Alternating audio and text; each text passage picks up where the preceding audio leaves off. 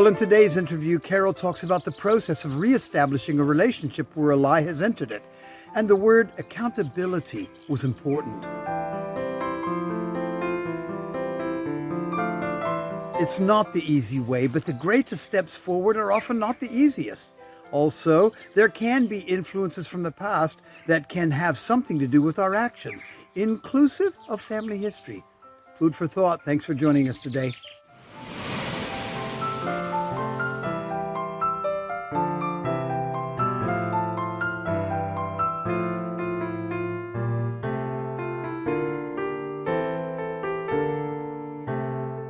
Okay, once you know that you have been lied to, I'm assuming that you can no longer trust that person.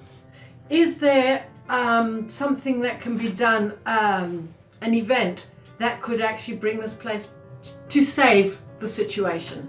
Oh, absolutely. Absolutely. There is always a road back. And I think with lying, the road back is that the person who's doing the lying actually takes accountability for the lie.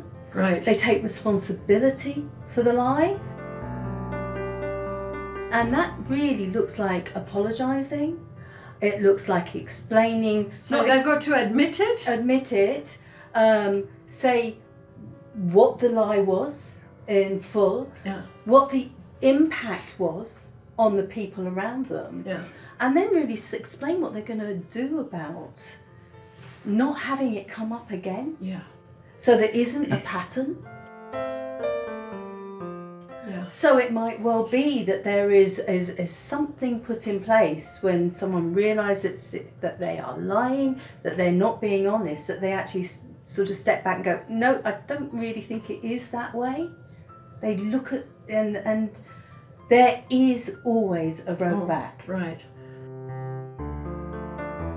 This could actually be looked on as a generational curse, because quite often people who are caught in infidelity, you'll find that a parent or a grandparent or somebody else has done it before them.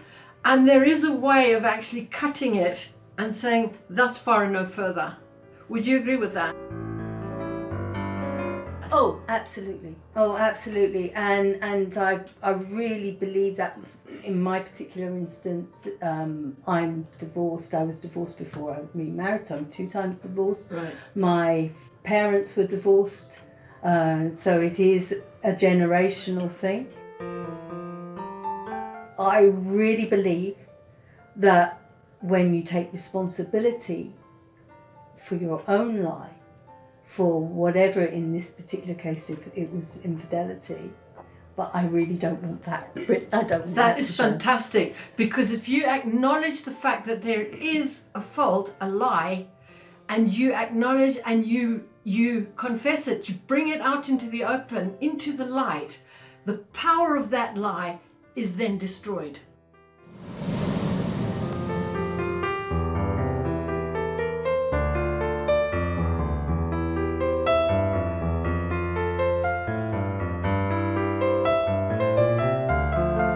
Well, we can see from Carol's perspective that reconciliation was the target and not rupture.